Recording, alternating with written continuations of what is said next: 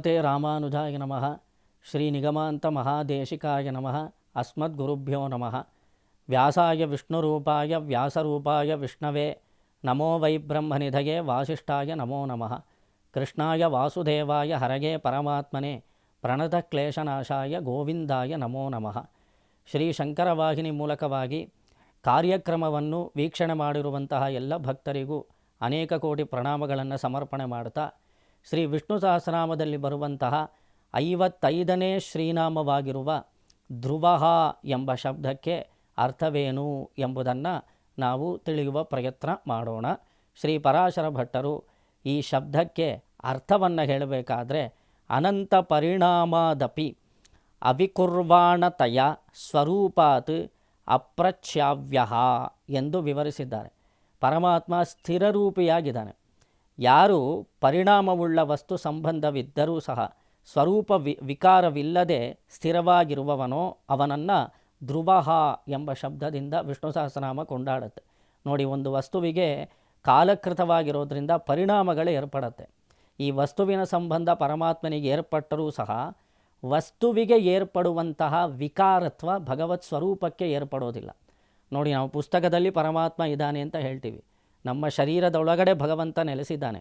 ಆದರೆ ಶರೀರಕ್ಕೆ ಏರ್ಪಡುವಂತಹ ಪರಿಣಾಮಗಳು ಭಗವಂತನಿಗೆ ತಟ್ಟುವುದಿಲ್ಲ, ಅದು ಅವನಿಗೆ ಸಂಬಂಧಿಸಿದ್ದಿಲ್ಲ. ಆದ್ದರಿಂದ ಅವನನ್ನು ಧ್ರುವ ಎಂಬ ಶಬ್ದದಿಂದ ಕೊಂಡಾಡುತ್ತೆ ವಿಷ್ಣು ಸಹಸ್ರನಾಮ. ಈ ಒಂದು ಸಂಚಿಕೆಯಲ್ಲಿ ನನ್ನ ಜೀವನದಲ್ಲಿ ನಡೆದಂತಹ ಒಂದು ಅದ್ಭುತವಾದ ಘಟನೆಯನ್ನು ನಿಮ್ಮೊಂದಿಗೆ ಹಂಚಿಕೊಳ್ಳಲು ನಾನು ಇಚ್ಛಿಸುತ್ತೇನೆ. ನಮ್ಮ ದೇವಸ್ಥಾನ ಮಲ್ಲೇಶ್ವರ ಪ್ರಾಂತ್ಯದಲ್ಲಿರುವಂತಹ ಶ್ರೀ ವೇಣುಗೋಪಾಲ ಕೃಷ್ಣಸ್ವಾಮಿ ದೇವಸ್ಥಾನ. 1902ನೇ ಇಸವಿಯಲ್ಲಿ ವೆಂಕಟರಂಗಯ್ಯಂಗಾರ್ ಸ್ವಾಮಿಗಳು ಈ ದೇವಸ್ಥಾನವನ್ನು ನಿರ್ಮಾಣ ಮಾಡಿದ್ದಾರೆ.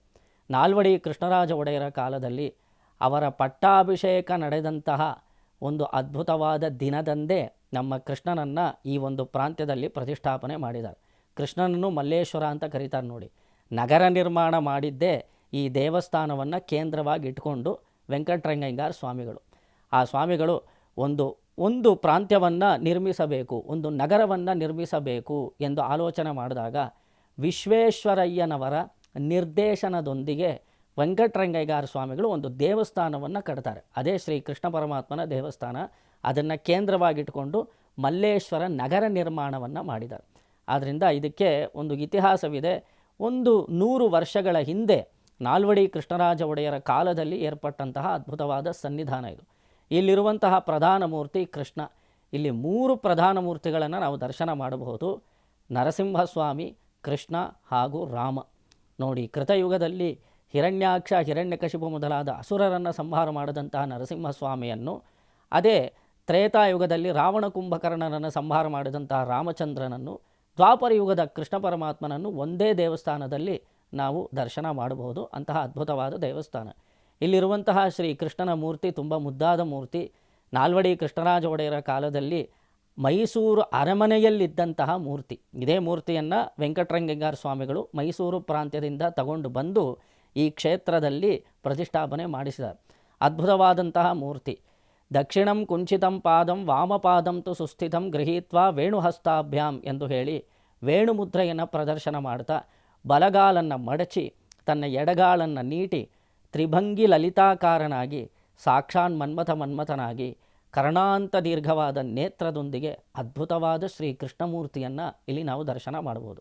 ಇಲ್ಲಿ ನಾವು ಅರ್ಚನಾ ಕೈಂಕರ್ಯವನ್ನು ಮಾಡ್ತಾ ಇರಬೇಕಾದ್ರೆ ಒಂದು ದಿನ ಒಬ್ಬಳು ಅಮೇರಿಕಾ ಪ್ರದೇಶದಿಂದ ಒಬ್ಬರು ಬಂದರು, ಭಕ್ತಾದಿಗಳು. ಅವರು ಬಂದು ದೇವಸ್ಥಾನದಲ್ಲಿ ಅವರು ಅದೇ ಮೊದಲನೇ ಬಾರಿಗೆ ನಮ್ಮ ದೇವಸ್ಥಾನಕ್ಕೆ ಬಂದಿದ್ದಾರೆ. ಅಲ್ಲಿ ಆಕೆ ಗಂಡ, ಹೆಂಡತಿ, ಮಗು. ಆ ಮಗು ಇನ್ನು ಚಿಕ್ಕ ಹುಡುಗಿ, ಅವಳು ಅಮೇರಿಕನ್. ಅವಳು ಬಂದು ದೇವಸ್ಥಾನದಲ್ಲಿ ದೇವರನ್ನು ದರ್ಶನ ಮಾಡ್ತಾ ಇರಬೇಕಾದ್ರೆ ಆಕೆಯ ತಾಯಿ, ಆ ಹುಡುಗಿಯ ತಾಯಿ ಒಂದೊಂದೇ ಮೂರ್ತಿಯನ್ನು ಪರಿಚಯ ಮಾಡಿಕೊಡ್ತಾ ಇದ್ದಾಳೆ. ಇವಳೇ ರುಕ್ಮಿಣೀ ದೇವಿ, ಇದೇ ನಾರಾಯಣ, ಇದೇ ರಾಮ, ಇದೇ ನರಸಿಂಹ ಅಂತ ತೋರಿಸ್ತಾ ಇದ್ದಾಳೆ ಆ ಚಿಕ್ಕ ಹುಡುಗಿಗೆ.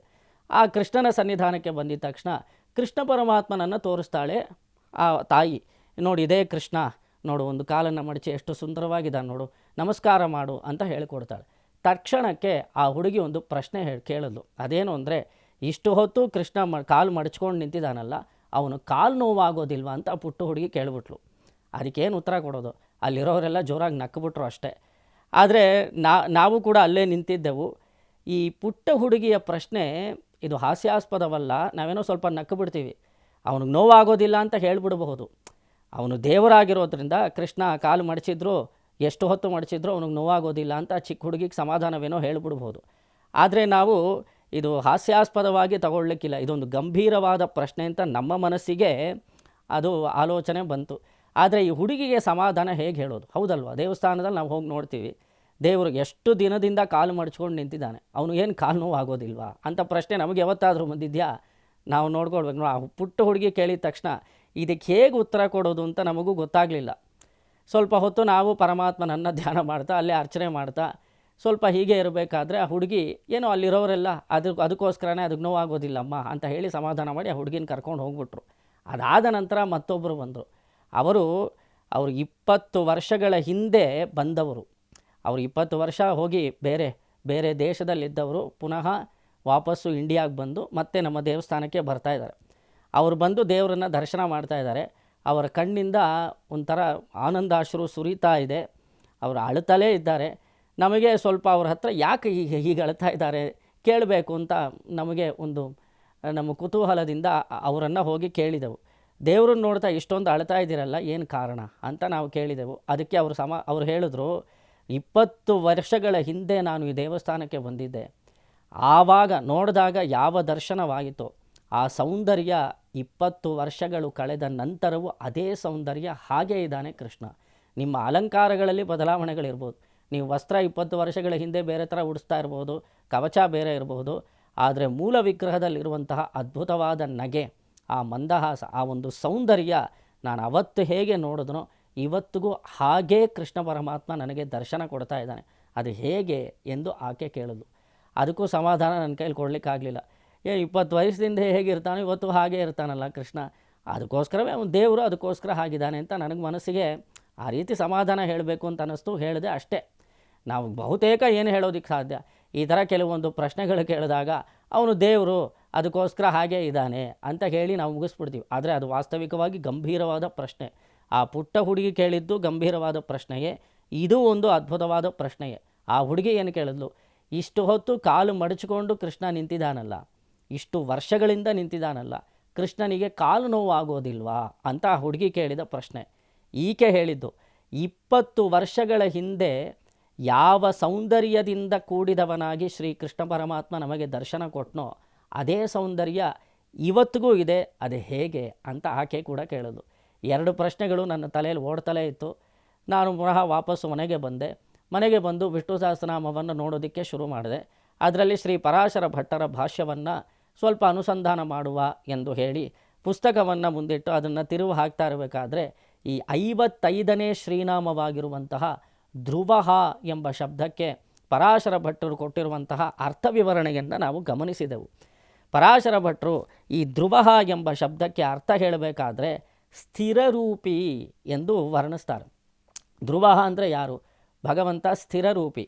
ನೋಡಿ, ಪರಿಣಾಮವುಳ್ಳ ವಸ್ತು ಸಂಬಂಧವಿದ್ದರೂ ಸಹ ನೋಡಿ, ನಮ್ಮೊಳಗಡೆ ಅನುಪ್ರವೇಶ ಮಾಡಿ ಪರಮಾತ್ಮ ನೆಲೆಸಿದ್ದಾನೆ.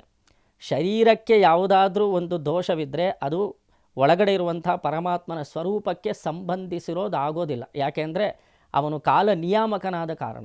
ಕಾಲಕೃತವಾದ ಶರೀರ ಅದರಿಂದ ಏರ್ಪಡುವಂತಹ ದೋಷಗಳು ಪರಮಾತ್ಮನ ಸ್ವರೂಪಕ್ಕೆ ತಟ್ಟುವುದಿಲ್ಲ. ಇವಾಗ ಆ ಹುಡುಗಿ ಕೇಳಿದ ಪ್ರಶ್ನೆ ಏನು, ಭಗವಂತ ಅಷ್ಟು ಸಂವತ್ಸರಗಳ ಕಾಲು ಮಡಚಿ ನಿಂತ್ಕೊಂಡಿದ್ದಾನಲ್ಲ, ಅವನು ಕಾಲು ನೋವು ಆಗೋದಿಲ್ವಾ ಅಂತ ಕೇಳಿದ್ರೆ ಅವನು ಖಂಡಿತ ಕಾಲು ನೋವು ಆಗೋದಿಲ್ಲ. ಅದಕ್ಕೆ ಕಾರಣ ಏನು? ನಮಗೆ ಯಾಕೆ ಕಾಲು ನೋವಾಗತ್ತೆ? ನಮ್ಮ ಶರೀರ ಜೀರ್ಣಿಸ್ತಾ ಹೋಗುತ್ತೆ. ಅನುಕ್ಷಣ ನಮ್ಮ ಶರೀರದಲ್ಲಿ ಬದಲಾವಣೆಗಳು ಏರ್ಪಡುತ್ತಲೇ ಇರುತ್ತದೆ. ನಮ್ಮ ಕಾಲವಶಾತ್ ನಮಗೆ ಶರೀರ ಪ್ರಾಪ್ತವಾಗಿರೋದ್ರಿಂದ ಕಾಲಕೃತವಾದ ಪರಿಣಾಮಗಳು ನಮ್ಮ ಶರೀರಕ್ಕೆ ಏರ್ಪಡುವುದರಿಂದ ನಮ್ಮ ಕಾಲು ನೋವಾಗತ್ತೆ, ನಮ್ಮ ಕೈ ನೋವಾಗತ್ತೆ, ಶರೀರ ಜೀರ್ಣಿಸ್ತಾ ಹೋಗುತ್ತೆ. ಆದರೆ ಭಗವಂತನ ದಿವ್ಯಮಂಗಳ ವಿಗ್ರಹ ಕಾಲಕೃತವಾದದ್ದಲ್ಲ. ಕಾಲ ನಿಯಾಮಕನಾದ ಪರಮಾತ್ಮನು ಒಂದು ದಿವ್ಯಮಂಗಳ ವಿಗ್ರಹವನ್ನು ಧರಿಸಿರೋದ್ರಿಂದ ಭಕ್ತರಿಗೆ ದರ್ಶನ ಕೊಡಬೇಕು ಎಂಬ ಸಲುವಾಗಿ ತನ್ನಿಚ್ಛೆಗೆ ಅನುಸಾರವಾಗಿ ಒಂದು ಅದ್ಭುತವಾದ ಒಂದು ದಿವ್ಯಮಂಗಳ ವಿಗ್ರಹವನ್ನು ಧರಿಸಿರೋದ್ರಿಂದ ಅವನಿಗೆ ಕಾಲು ನೋವು ಏರ್ಪಡೋದಕ್ಕೆ ಸಾಧ್ಯವಿಲ್ಲ. ಕಾರಣ ಏನು ಅಂದರೆ ಅವನು ಧ್ರುವ. ಇನ್ನು 2ನೇ ಪ್ರಶ್ನೆ ಆಕೆ ಹೇಳಿದ್ದು, 20 ವರ್ಷಗಳ ಹಿಂದೆ ಇದ್ದಂತಹ ಅದೇ ಸೌಂದರ್ಯ ಇವತ್ತಿಗೂ ಹಾಗೇ ಇದೆಯಲ್ಲ, ಅದು ಹೇಗೆ ಅಂದರೆ ಅದಕ್ಕೂ ಕಾರಣ ಹಾಗೆ ನೋಡು. ನಾವು 20 ವರ್ಷಗಳ ಹಿಂದೆ ನಮ್ಮ ಶರೀರ ಹೇಗಿರುತ್ತೆ, ನಾವು 20 ವರ್ಷ ಆದ ನಂತರ ನಮ್ಮ ಶರೀರದಲ್ಲಿ ಬದಲಾವಣೆಗಳು ಏರ್ಪಡುತ್ತೋ ಇಲ್ವೋ, ಆದರೆ ಭಗವಂತನ ಶರೀರದಲ್ಲಿ ಯಾವುದೇ ಬದಲಾವಣೆಗಳು ಏರ್ಪಡುವುದಿಲ್ಲ. ಅದು ಕಾಲಕೃತವಾದದ್ದಲ್ಲ. ಆದ್ದರಿಂದ ಅವನು ಧ್ರುವನಾದ ಕಾರಣ 100 ವರ್ಷಗಳ ಹಿಂದೆ ಯಾವ ಸೌಂದರ್ಯ ಪರಮಾತ್ಮನಲ್ಲಿರುತ್ತೋ ಅದೇ ಸೌಂದರ್ಯ ಇವತ್ತಿಗೂ ನಾವು ಅವನಲ್ಲಿ ದರ್ಶನ ಮಾಡಬಹುದು ಎಂಬ ಉತ್ತರ ನಾನು ಕಂಡುಕೊಂಡೆ. ನೋಡಿ, ಅಲ್ಲಿ ನಮಗೆ ದೇವಸ್ಥಾನದಲ್ಲಿ ಏರ್ಪಟ್ಟಂತಹ ಒಂದು ಅನುಭವ ಇದು. ನಾವು ಇಬ್ಬರು ಕೇಳಿದಂತಹ ಪ್ರಶ್ನೆಗೆ ಏನು ಉತ್ತರಿಸಬೇಕು ಅಂತ ನನ್ನ ತಲೆಯಲ್ಲಿ ಆಲೋಚನೆಗಳು ಓಡ್ತಾ ಇತ್ತು. ಧ್ರುವ ಎಂಬ ಶಬ್ದಕ್ಕೆ ಪರಾಶರ ಭಟ್ರು ಕೊಟ್ಟಿರುವಂಥ ಅದ್ಭುತವಾದ ವಿವರಣೆಯನ್ನು ಗಮನಿಸಿದಾಗ, ಪರಮಾತ್ಮನು ಸ್ಥಿರರೂಪಿಯಾಗಿರೋದ್ರಿಂದ ಕಾಲಕೃತವಾದ ಶರೀರವನ್ನು ಪಡೆದುಕೊಂಡಿಲ್ಲ ಪರಮಾತ್ಮ. ಆದ ಕಾರಣ ಅವನಿಗೆ ಕಾಲು ನೋವಾಗೋದಿಲ್ಲ. ಆ ಸೌಂದರ್ಯ ಸದಾಕಾಲ ಸರ್ವದಾ ಸ್ಥಿರವಾಗಿ ಅವನ ದಿವ್ಯಮಂಗಳ ವಿಗ್ರಹದಲ್ಲಿ ನೆಲೆಸಿರುತ್ತೆ ಎಂಬ ಆ 2 ಪ್ರಶ್ನೆಗೆ ನಾನು ಉತ್ತರವನ್ನು ಕಂಡುಕೊಂಡೆ. ಧ್ರುವ ಎಂದರೆ ಸ್ಥಿರರೂಪಿ ಎಂದು ಅರ್ಥ. ಶ್ರೀಮತೆ ರಾಮಾನುಜಾಯ ನಮಃ.